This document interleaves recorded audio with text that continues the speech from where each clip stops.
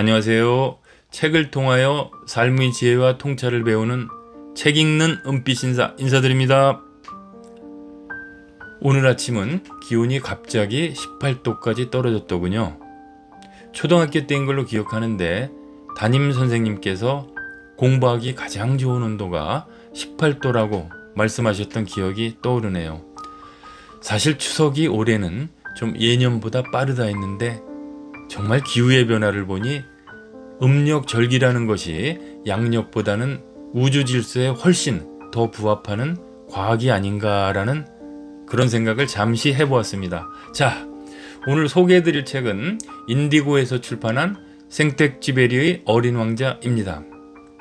이 어린 왕자는 누구나 다 알고 있고 대부분 한 번쯤은 읽어보셨겠지만 그럼에도 불구하고 소개해드리는 이유는 이 책은 유대인의 탈무드나 중국의 책은담처럼 나름 뼈 때릴 정도로 삶의 통찰이 녹아있는 명작이기도 하거니와 제가 이 방송에서 추구하는 삶의 통찰과도 깊은 관련이 있습니다. 그럼 낭독에 앞서 간단히 책을 먼저 소개해드리겠습니다. 이 책은 생텍쥐베리의 조국인 프랑스에서 집필된 것이 아닌 프랑스가 나치에 점령되어 있던 1942년 뉴욕에서 집필된 작품이죠.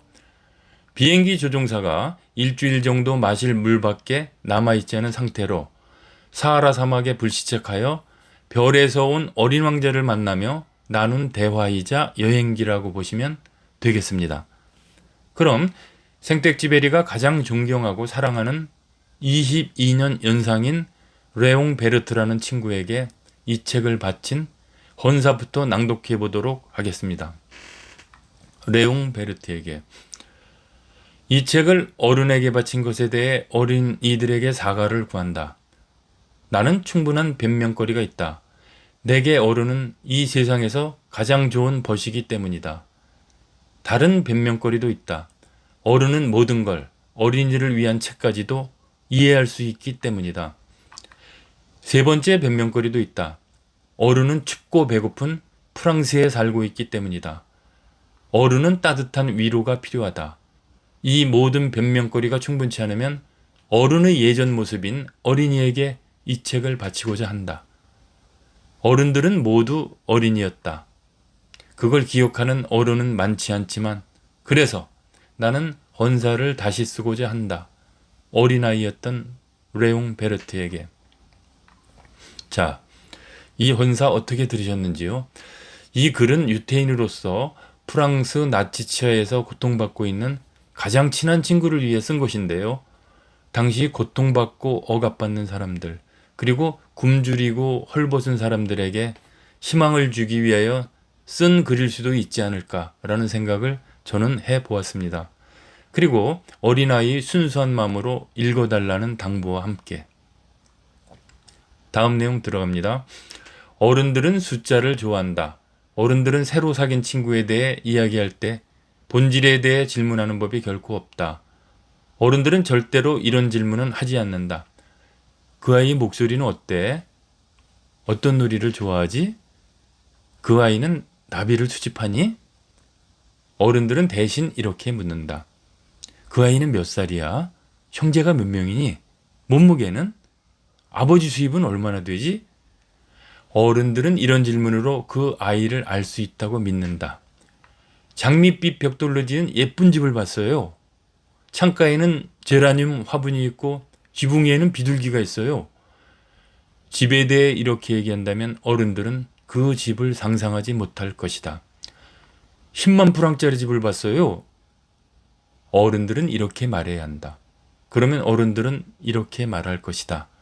굉장히 멋진 집이겠구나. 어린 왕자는 꽃을 사랑하는 마음으로 선의 일을 베풀었지만 이내 꽃을 의심하기 시작했다. 꽃이 아무렇게나 꺼낸 중요하지 않은 말을 심각하게 받아들였고 그 말로 인해 불행해졌다. 어느 날 어린 왕자가 털어놓았다. 꽃이 하는 말을 주의 깊게 듣는 것이 아니었어. 꽃이 하는 말은 절대로 들으면 안 돼. 그저 바라보고 향기만 맡아야 해. 내 꽃은 내 별을 향기롭게 했지만 난 그걸 즐길 줄은 몰랐어. 나를 짜증스럽게 했던 발톱 이야기도 불쌍히 여기고 보듬었어야 하는데. 어린 왕자는 말을 이었다. 그때 난 아무것도 몰랐어. 꽃이 말이 아니라 행동으로 판단했어야 했는데 내 꽃은 나를 향기롭게 해주고 빛나게 해주었어. 내 꽃으로부터 도망쳐서는 안 되는 거였어. 가엾은 속임수에 숨은 다정한 마음을 눈치챘어야 했는데. 자, 어떠신가요? 이런 경우 특히 친구 사이에 많지 않은가요? 친한 사이에서 아무렇지 않게 건네는 말 때문에 생기는 깊은 오해와 상처들. 가만히 생각하니 저도 생각나는 친구가 있습니다. 에고. 지금 이 순간 저와 함께 과연 여러분이 오해한 꽃이 누구인지 한번 같이 생각해보는 시간을 가졌으면 좋겠습니다. 자, 다음으로 넘어갑니다. 어린 왕자는 왕이 가진 권력에 감탄했다. 이런 생각을 하자 어린 왕자는 떠나온 자신의 작은 별이 떠올라 조금 슬퍼졌다. 그는 왕에게 조심스레 부탁했다. 저 해지는 모습을 보고 싶어요.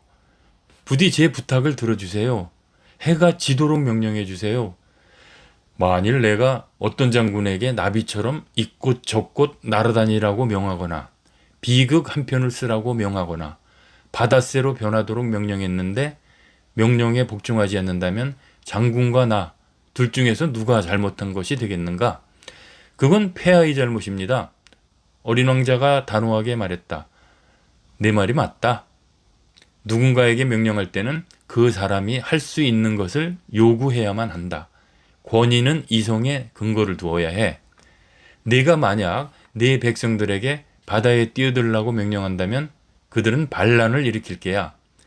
내가 복종을 요구할 권리를 가지고 있는 건 내 명령이 이치에 맞기 때문이지. 그럼 해가 지도록 명령하는 것은요? 한번 질문을 하면 꼭 답을 들어야만 하는 어린 왕자가 다시 물었다. 넌 해가 지는 것을 볼 수 있을 게다. 내가 명령을 내려줄 테니까. 하지만 조건이 갖추어질 때까지 기다려야 한다. 그것은 내가 별들을 다스리는 통치 이념이니라. 언제까지 기다리면 될까요? 어린 왕자가 물었다. 그건 오늘 저녁 7시 40분쯤일 것이니라. 그때가 되면 내 명령에 복종하는지 알게 될 게다. 여러분, 정말 이 대화 어디서 많이 보던 것 같지 않습니까?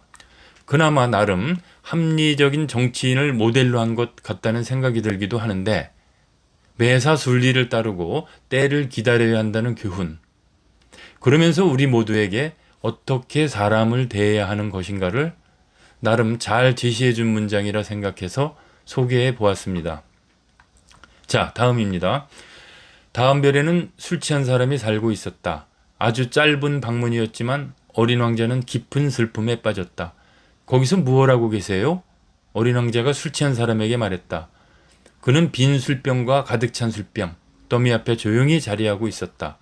술 마시지? 침울한 표정으로 술 취한 사람이 대답했다. 왜 술을 마셔요? 어린 왕자가 물었다. 잊기 위해서야? 술 취한 사람이 대답했다. 뭘 잊고 싶으세요? 벌써 술 취한 사람이 불쌍해진 어린 왕자가 물었다. 부끄러움을 잊기 위해서야? 고개를 숙이며 술 취한 사람이 털어놓았다. 뭐가 부끄러운데요? 그를 돕고 싶었던 어린 왕자가 물었다. 술을 마시는 게 부끄러워. 이 말을 마치고 술 취한 사람은 계속 침묵했다. 난처해진 어린 왕자는 그곳을 떠났다. 어른들은 정말 너무너무 이상해 라고 생각하며 어린 왕자는 여행을 계속했다. 전 이 어린 왕자면 정말 이 술 취한 사람 모습이 너무 웃겨서 생각날 때마다 얼마나 웃었던지요. 술 마시는 것 이외에는 다른 모든 것을 할 수 없는 전형적인 알코올 중독자의 모습. 그리고 술 취한 사람들이 하는 아무 말 대잔치. 참 웃기기도 하지만 어쩜 쳇바퀴 타고 돌듯이 살아가는 우리 현대인들의 모습은 혹시 아닐까요? 지구에 도착한 어린 왕자는 아무도 만날 수 없다는 사실에 깜짝 놀랐다. 잘못 찾아온 곳은 아닌지 두려워졌다. 그때 모래 속에서 달빛꼬리 모양의 무언가가 움직이는 것이 보였다. 좋은 밤이야. 혹시나 하는 마음에 어린 왕자가 인사를 건넸다. 여긴 사막이야. 사막에는 아무도 없지. 지구는 아주 넓어. 뱀이 말했다. 어린 왕자는 도리에 앉아 하늘을 올려다 보았다. 내 생각엔 별이 반짝이는 건 언젠가 모든 사람이 자기 별을 찾아낼 수 있게 하려는 것 같아. 내 별을 봐. 바로 우리 위에 있어. 하지만 내 별은 너무 멀리 있어. 네 별은 아름답구나. 그런데 여긴 뭐하러 왔니? 어떤 꽃과 문제가 있었어. 어린 왕자가 말했다. 아, 그래? 뱀이 대답했다. 그리고 난 뒤 둘은 아무 말도 하지 않았다. 사람들은 어디 있어? 사막은 좀 외로운 기분이 들게 하는 곳이구나. 사람들 사이에 있어도 외로운 건 똑같아. 뱀이 말했다. 참, 이 고독이라는 것, 외로움. 이건 우리가 살아가면서 절대로 피할 수 없는 거죠. 그래서 이 내용을 다시 읽으면 전 그 생각이 나더군요. 아기 꽃으로 유명한 보들레르 아시죠? 그가 자신의 유일한 산문집 파리의 우울에서 다음과 같은 말을 했지 않습니까? 자신의 고독을 채울 줄 모르는 사람은 군중 속에서도 홀로 존재할 줄 모른다 라고요. 자, 이제 마지막 내용으로 들어갑니다. 이리 와서 나하고 같이 놀자. 난 지금 너무 슬퍼. 어린 왕자가 여우에게 부탁했다. 난 너하고 같이 놀 수 없어. 나는 길들여지지 않았거든. 여우가 말했다. 아, 미안해. 어린 왕자가 대답했다. 난 친구를 찾고 있어. 그런데 길들인다는 게 무슨 의미야? 그건 사람들이 너무나 잊고 있는 건데 관계를 맺는다는 의미야. 관계를 맺는다고? 응. 넌 아직 나에게 수많은 다른 아이들과 하나도 다를 게 없는 아이일 뿐이야. 그러니까 난 내가 필요하지 않아. 너도 내가 필요하지 않고.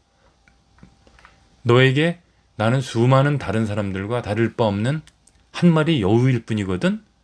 하지만 네가 나를 길들인다면 우리는 서로 필요하게 되는 거야. 너는 나에게 이 세상 단 하나뿐인 아이가 되는 거고 나는 너에게 이 세상 하나뿐인 여우가 되는 거지. 조금은 알 것 같아. 내 별엔 꽃 한 송이가 있어. 내 생각엔 그 꽃이 날 길들인 것 같아. 어린 왕자가 말했다. 여우는 입을 다물었고 어린 왕자를 오랫동안 바라보았다. 부탁이야, 날 길들여줘. 여우가 말했다. 어떻게 해야 해? 어린 왕자가 말했다. 참을성을 길러야 해. 우선 내게서 좀 떨어져서 풀밭에 앉아봐. 난 널 곁눈질해 볼 거지만 넌 아무 말도 하지 말아야 해. 말은 오해의 근원이거든. 그리고 매일 조금씩 다가와 앉으면 돼. 그리고 난 뒤 어린 왕자는 다시 여우에게 갔다. 잘 있어. 어린 왕자가 말했다. 그래, 잘 가. 내 비밀을 말해줄게. 비밀은 아주 단순해. 그건 마음으로 보아야 잘 보인다는 거야. 가장 중요한 건 눈에 보이지 않아. 가장 중요한 건 눈에 보이지 않아. 어린 왕자는 그 말을 잊어버리지 않으려고 거듭 되뇌었다. 네 장미꽃이 그렇게 소중한 건 내가 공들인 시간 때문이야. 내 장미꽃이 그렇게 소중해진 건 내가 장미꽃에 공들인 시간 때문이야. 어린 왕자는 잊어버리지 않기 위해 여우의 말을 되뇌었다. 자, 여기까지입니다. 이 책은 몇 번이고 읽었지만 언제 읽어봐도 늘 이렇게 새로움으로 다가오는 건 초도에 말씀드린 대로 이 동화는 삶에 대한 통찰이 그대로 묻어나 있고 인간 세상에서 이루어지는 일들에 대한 지혜가 가득 실려 있기 때문인 것 같습니다. 한번 여러분 주위를 둘러보십시오. 여러분들 주위에는 지금 어떤 여우가 있습니까? 그리고 여러분이 길들인 꽃은 누구입니까? 반대로 여러분은 어느 누군가의 꽃으로 살아오셨습니까? 여러분들에게 어린 왕자 같은 순수한 어린아이의 마음이 아직 남아 계신가요? 그럼 여러분들은 충분히 행복한 겁니다. 은빛 인사 이만 물러갑니다. 안녕히 계십시오. 사랑합니다.